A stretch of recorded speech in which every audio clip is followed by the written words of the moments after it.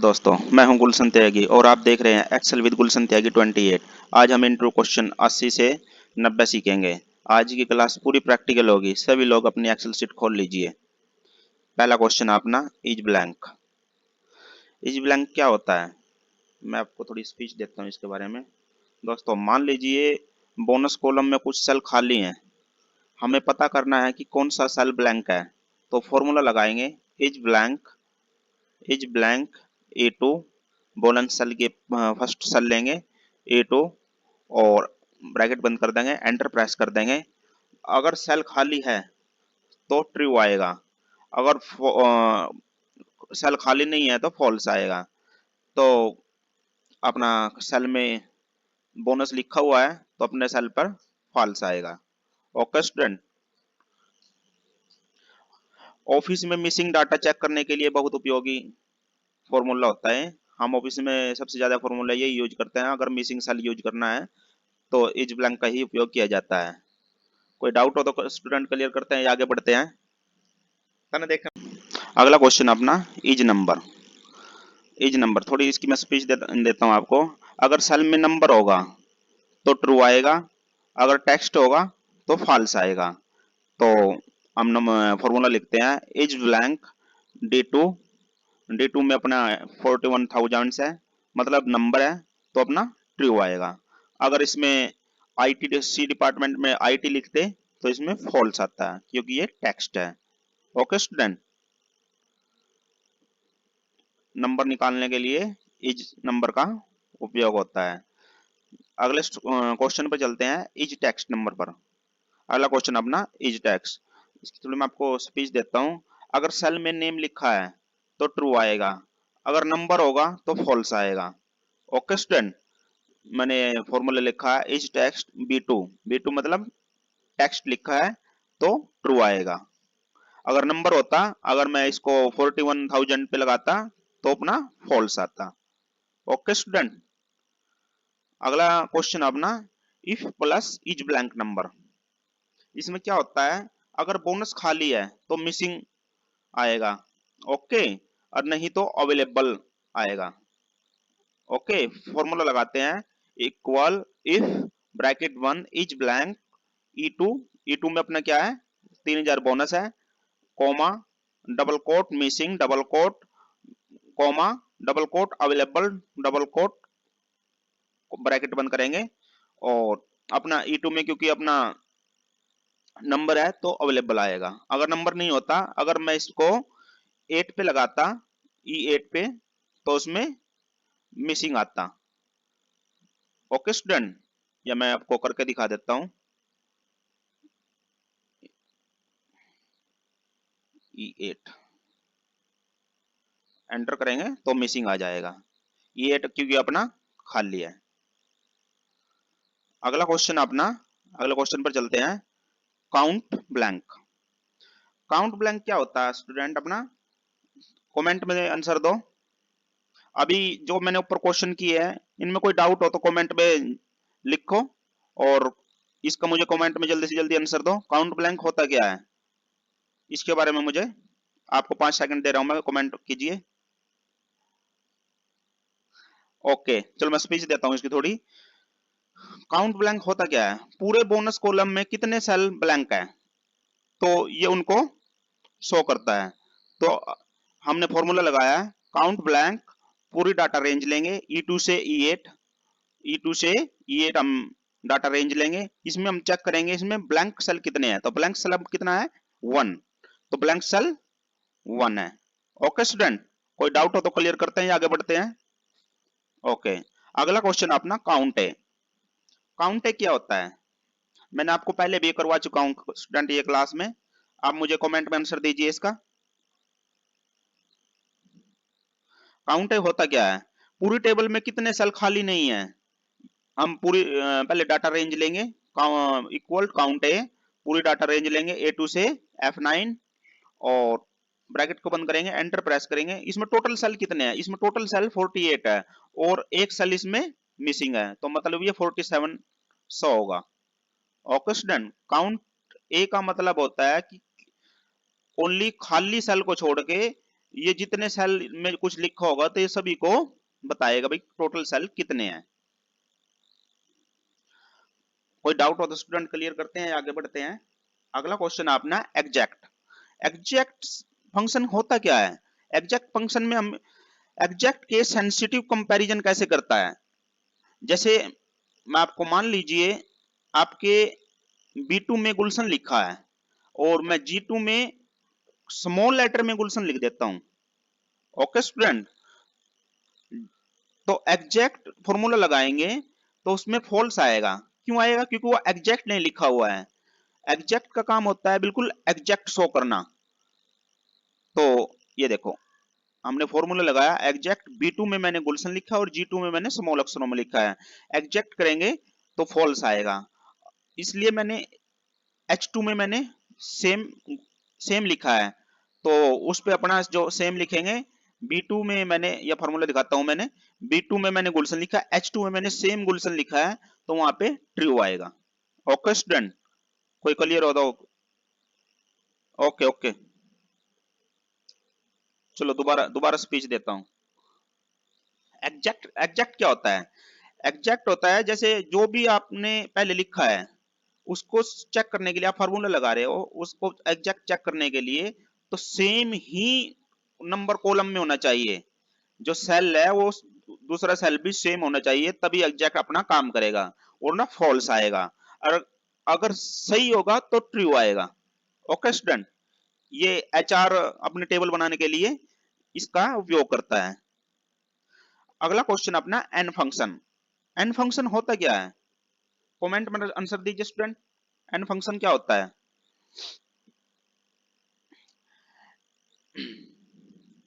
अगर आपको नंबर चाहिए तो नंबर आएगा, अगर आपको टेक्स्ट चाहिए तो टेक्स्ट आएगा, और लॉजिकल, हाँ, वही नंबर वापस देगा। हम्म। अगला क्वेश्चन अपना टाइप फंक्शन। टाइप फंक्शन क्या होता है? टाइप फंक्शन में हम जैसे मैं आपको इसकी थोड़ी स्पीच देता हूँ। टाइप फंक्शन होता क्या है? तो पहले हम फॉर्मूला लिखेंगे, इक्वल टाइप और D2 सेल लेंगे। अपने D2 सेल में सैलरी है तो D2 सेल में 41,000 सैलरी लेंगे। उसमें नंबर अपना जो नंबर होगा तो अपना नंबर आएगा, टेक्स्ट होगा तो अपना टेक्स्ट आएगा टेक्स्ट, और लॉजिकल होगा तो लॉजिकल आएगा। इंटरव्यू में सबसे ज्यादा पूछने वाला क्वेश्चन यही होता है। ओके स्टूडेंट,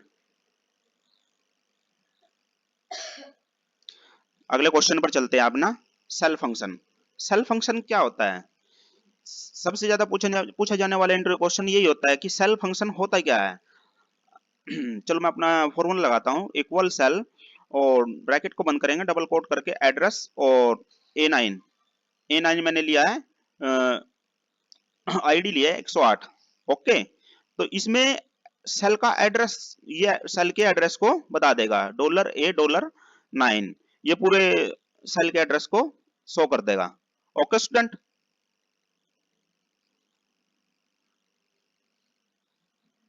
अगला क्वेश्चन पे चलते हैं आपने। अगला क्वेश्चन अपना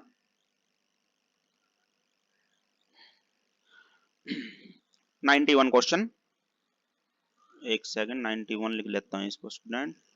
91 डाटा वैलिडेशन फंक्शन। अपना डाटा वैलिडेशन होता क्या है? डाटा वैलिडेशन सबसे ज्यादा अपना डाटा वैलिडेशन ही अपना यूज होता है। आप रिपोर्ट बनाओगे, MIS रिपोर्ट बनाओगे, एनालाइज रिपोर्ट बनाएंगे, जो भी आप अपनी अपनी सेल्स की, लॉजिस्टिक की, परचेज की, जो भी अपनी रिपोर्ट बनाएंगे सबसे ज्यादा डाटा वैलिडेशन का ही उपयोग करेंगे।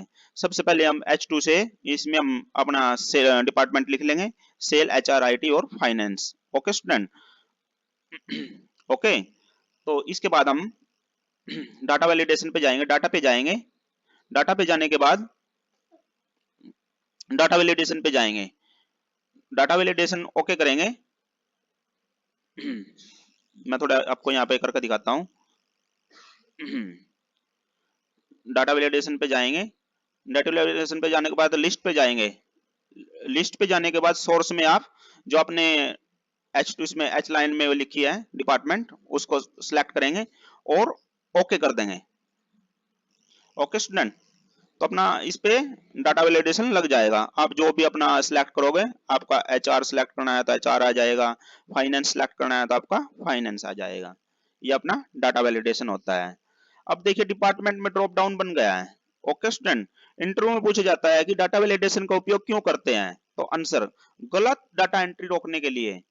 जो गलत डाटा होता है उसको रोकने के लिए हम डाटा वैलिडेशन का उपयोग करते हैं। ओके स्टूडेंट, अगले क्वेश्चन पर चलते हैं, कंडीशनल फॉर्मेटिंग।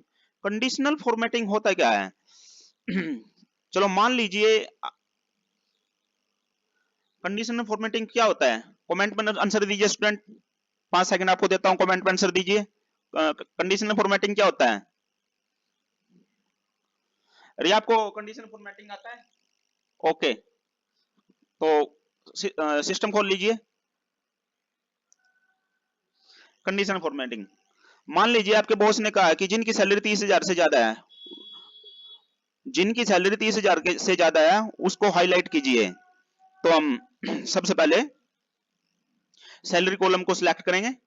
सैलरी कॉलम को सिलेक्ट करने के बाद मैं आपको यहाँ पे करके दिखा देता हूँ।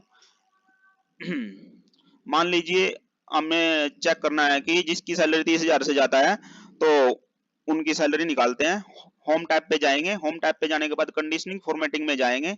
कंडीशनिंग फॉर्मेटिंग में जाने के बाद हाईलाइट सेल रूल पे जाएंगे और उस पे ग्रेटर देन में जो फॉर्मेट होता है उसमें लिखेंगे 30,000। 30,000 आप जो भी कलर देना चाहते हैं आप फिल कर सकते हैं। जैसे मैं अपना ग्रीन फिल डार्क देना चाहता हूं और ओके कर देंगे तो आप 30,000 से प्लस जो भी सैलरी लिखेंगे, जैसे मैं 40,000 लिख देता हूं, उस पर ग्रीन आ जाएगा। ओके स्टूडेंट, आप इस, हाँ हाँ हाँ, कंडीशन फॉर्मेटिंग का सबसे ज्यादा उपयोग होता है अपनी रिपोर्ट में। जो भी हम हाईलाइट करते हैं डाटा को, उसे डाटा हाईलाइट करना हो, किसी का कस्टमर को सर्च करना हो तो कस्टमर को डाटा कंडीशनल फॉर्मेटिंग लगा देते हैं। ओके, अब 30,000 से सैलरी वाले जो सेल हैं वो हाईलाइट हो जाएंगे। ओके, अगले क्वेश्चन पर चलते हैं अपना, फ्रीज पेन। फ्रीज पेन होता क्या है? अब मान लीजिए आपके पास 5,000 तक की डाटा का कोई डाटा रो का आपके पास डाटा है, तो अब स्क्रॉल करने पर हेडर गायब हो जाता है। ओनली पहले पेज पर आपका हेडर आता है और जो सेकंड, थर्ड, 4, 5, 6, 7, 8, 9 पेज होते हैं उन पे हेडर गायब हो जाता है। वो हेडर लाने के लिए हम फ्रीज पेन का उपयोग करते हैं। उसके लिए क्या करोगे, सबसे पहले आप हेडर पे जाओगे, अपना जो भी हेडर है उसके, ये अपना हेडर है, जैसे हेडर पे जाएंगे और A2 को सिलेक्ट करेंगे। A2 को सिलेक्ट करने के बाद आप व्यू पे जाएंगे। ओके स्टूडेंट, व्यू पर जाने के बाद आप फ्रीज पेन पे जाएंगे। सबसे पहले आप फ्रीज पेन पे जाएंगे। फ्रीज पेन पे जाने के बाद आप फिर फ्रीज पेन पे जाएंगे। फ्रीज पेन आपको, ये आपको फ्रीज पेन दिखाएगा। अब इसको आप ओके करेंगे तो आपका हर पेज पर आप जैसे भी सिलेक्ट करेंगे तो आपका हर पेज पर हेडर दिखाई देगा। अभी एक पेज है, ये 5 जैसे डाटा ज्यादा होगा तो आपका, और अगर आपको अनफ्रीज करना है तो इसको दोबारा फ्रीज पेन पे जाएंगे और अनफ्रीज पेन कर देंगे। ओके स्टूडेंट,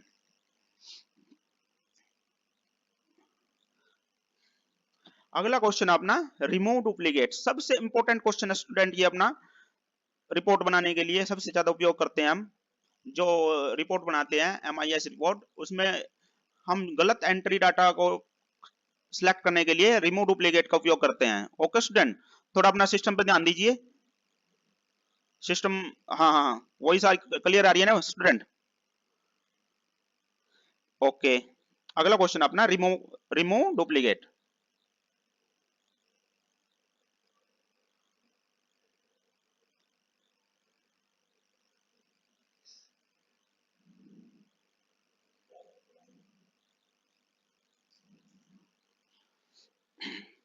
थोड़ी मैं आपको स्पीच देता हूँ।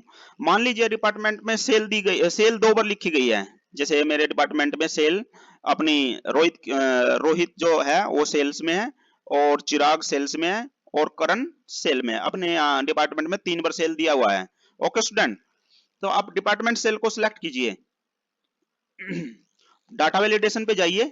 डाटा वैलिडेशन पे आपको रिमूव रिमूव डुप्लीकेट का ऑप्शन आएगा, उसको सिलेक्ट कीजिए। ओके। इसमें आपको दो चीज मिलेगी, एक कंटिन्यू विद करंट सिलेक्शन या एक्सपेंड द सेक्शन। तो रिमूव डुप्लीकेट करेंगे तो आपको जो भी चीज हटानी है आप उस चीज को हटा सकते हैं। आपको जैसे यहाँ पे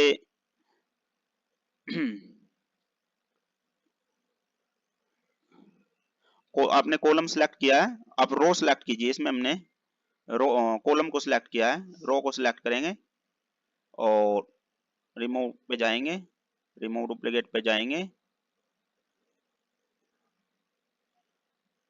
और यहाँ पे जो भी है वो जो रिमूव डुप्लीकेट होता है वो हट जाएगा अपना। अब डुप्लीकेट वैल्यू यहाँ से हट जाएगी, जो भी डुप्लीकेट वैल्यू होती है वो अपनी हट जाएगी। ओके स्टूडेंट, ये अपना MIS रिपोर्ट बनाने के लिए सबसे ज्यादा हम डुप्लीकेट एरर को हटाने के लिए रिमूव डुप्लीकेट का ही उपयोग करते हैं। ओके, कोई डाउट हो तो क्लियर करते हैं या आगे बढ़ते हैं। अगला क्वेश्चन अपना text to column. Text to column क्या होता है स्टूडेंट? मान लीजिए अगर सेल में आपका गुलशन त्यागी लिखा हुआ है तो फर्स्ट नेम और लास्ट नेम अलग करने हैं। गुलशन त्यागी, जैसे गुलशन अलग लिखना है, त्यागी अलग लिखना है, तो हम टेक्स्ट टू कॉलम का उपयोग करेंगे। Okay student.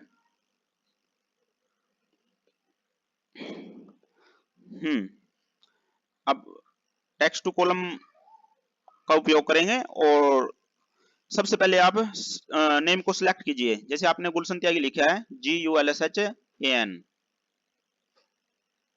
अभी बोल रहा है कि अभी त्यागी लिखो। ओके ओके, अभी त्यागी,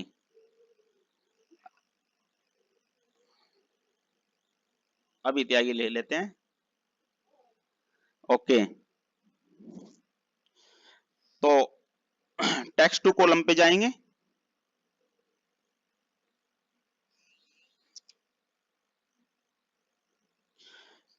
डाटा वैलिडेशन पे जाएंगे, डाटा वैलिडेशन पे टेक्स्ट टू कॉलम पे जाएंगे।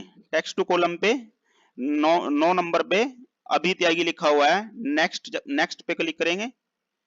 ओके स्टूडेंट, और नेक्स्ट नेक्स्ट पे फिर फिनिश कर देंगे तो अपना अभी त्यागी। ओके, ये आपको दोबारा दिखा देता हूं मैं। नेक्स्ट, ओके,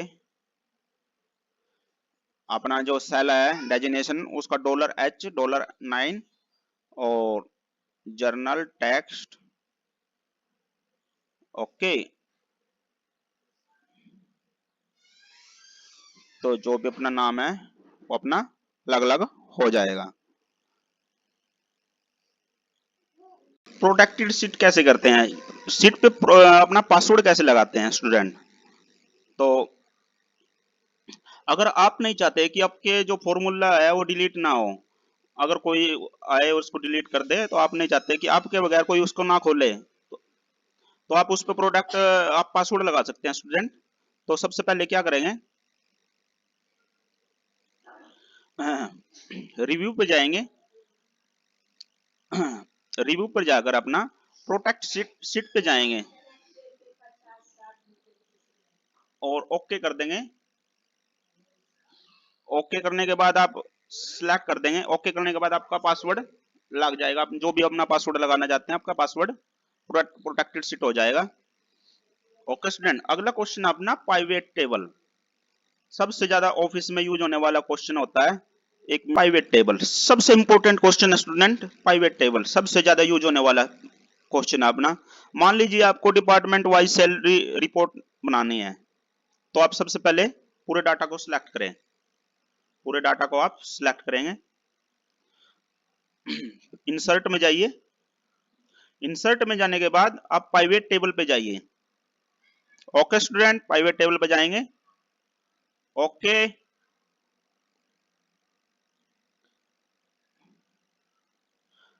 न्यू वर्कबुक चुन लीजिए, कोई भी अपनी न्यू वर्कबुक चुनेंगे।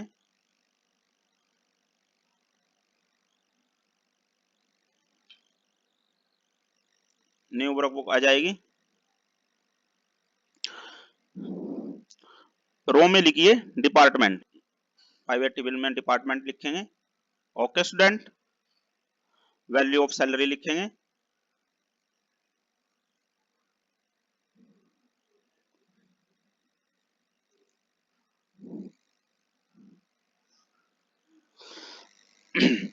रो में लिखेंगे डिपार्टमेंट और वैल्यू में लिखेंगे सैलरी, तो अब डिपार्टमेंट वाइज टोटल सैलरी तैयार हो जाएगी। ओके स्टूडेंट, ये अपनी प्राइवेट टेबल होती है। ओके, कोई डाउट हो तो क्लियर करते हैं, आगे बढ़ते हैं। ओके, मैं दोबारा आपको समझा देता हूं। पहले आप डिपार्टमेंट वाइज सैलरी रिपोर्ट बनाना चाहते हैं तो सबसे पहले अपना पहला स्टेप होगा, आप पूरे डाटा को सिलेक्ट कीजिए। डाटा सिलेक्ट करने के बाद अपना दूसरा स्टेप होगा, आप इंसर्ट होम टैब पे जाइए, प्राइवेट टेबल चूज कीजिए, उसमें न्यू वर्क वो चूज कीजिए, रो ऑफ डिपार्टमेंट में अपना रो में डिपार्टमेंट चुनिए, फिर वैल्यू ऑफ डिपार्टमेंट चुनिए। अब डिपार्टमेंट वाइज आपकी टोटल सैलरी तैयार हो जाएगी। Okay student. ओके, अगला क्वेश्चन अपना प्राइवेट चार्ट। तो इसी टेबल का आप चार्ट कैसे बनाएंगे, हम उसी टेबल में आप चार्ट बनाते हैं। ओके स्टूडेंट, सबसे पहले हम प्राइवेट इस टेबल को सिलेक्ट करेंगे, इंसर्ट पे जाएंगे, इंसर्ट पे सिलेक्ट करने के बाद आप इंसर्ट पे जाइए, इंसर्ट पे जाने के बाद आप कॉलम चार्ट पे जाइए, कॉलम चार्ट पे जाने के बाद आप कॉलम चार्ट पे जाएंगे तो आपके सामने ओके प्रेस करेंगे तो आपके आपकी रिपोर्ट ग्राफ के रूप में आपको तैयार हो जाएगी। ये देखिए जो ग्राफ है वो तैयार हो जाएगा। ओके स्टूडेंट, कोई डाउट हो तो क्लियर करते हैं, आगे बढ़ते हैं। ऐसे हम चार्ट बनाते हैं, ऐसे प्राइवेट टेबल बनाते हैं। आप इसमें जो भी लिखना चाहते हैं आप इसमें लिख सकते हैं। आप डिपार्टमेंट यहाँ से चेंज करना चाहते हैं तो डिपार्टमेंट जगह आप कुछ सिटी लिख सकते हैं, सिटी भी आ जाएगी, सिटी वाइज आ जाएगा आपका, department plus salary plus city. Finance में कौन कौन सी सिटी है, एचआर में कौन कौन से, आप इसमें और भी आप ऐड कर सकते हैं। नेम, आप नेम वाइज इसमें ऐड करना चाहते हैं तो नेम वाइज ऐड हो जाएंगे। अगर एम्प्लॉय आईडी भी आप ऐड करना चाहते हैं तो एम्प्लॉय आईडी भी ऐड हो जाएगी चार्ट और प्राइवेट टेबल में। ओके स्टूडेंट, थोड़ा ग्राफ को इस तरफ कर लेते हैं।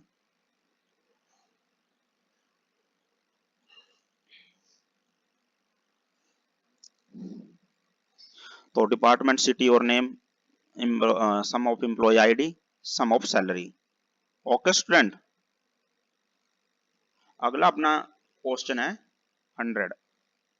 अपने 100 क्वेश्चनों की सीरीज पूरी हो चुकी है स्टूडेंट। अगर इंटरव्यू में आपसे कोई पूछता है कि आपको एक्सेल में क्या क्या आता है तो आप मेरे पूरे 100 क्वेश्चनों की सीरीज देखकर आप आत्मविश्वास से बोल सकते हैं मुझे सम इफ और सम ifs, count ifs, count ifs, if and or VLOOKUP, index match, match function, XLOOKUP, filter, sort, private table, private chart, data validation, condition formatting, remove duplicate, text to column, goal seek, ये सभी function मुझे आते हैं। ये सभी skill office work में रोज इस्तेमाल होती है। ओके स्टूडेंट, आप आत्मविश्वास के साथ बोल सकते हैं मुझे ये सभी फॉर्मूला आते हैं। अगर आपने मेरी पूरे 100 क्वेश्चनों की सीरीज देखी है तो आत्मविश्वास के आप साथ बोल सकते हैं कि मुझे ये पूरे 100 के 100 फॉर्मूला फंक्शन आते हैं। ओके स्टूडेंट, दोस्तों आज हमने एक्सेल इंट्रो क्वेश्चन की पूरी 100 क्वेश्चनों की सीरीज पूरी कर ली है। अगर आपने सभी पार्ट की प्रैक्टिस की है तो ऑफिस वर्क और एक्सेल इंट्रो दोनों के लिए अच्छी तैयारी कर चुके हैं। अगर यह पूरी सीरीज आपको पसंद आई हो तो वीडियो को लाइक करें और दोस्तों को शेयर करें और एक्सेल विद गुलशन त्यागी 28 को सब्सक्राइब करना बिल्कुल ना भूलें। अगली सीरीज हम रियल ऑफिस एक्सेल प्रोजेक्ट सीखेंगे जिसमें purchase, sale, stock, dashboard, MIS report और ऑटोमेशन स्टेप टू स्टेप बनाएंगे। धन्यवाद।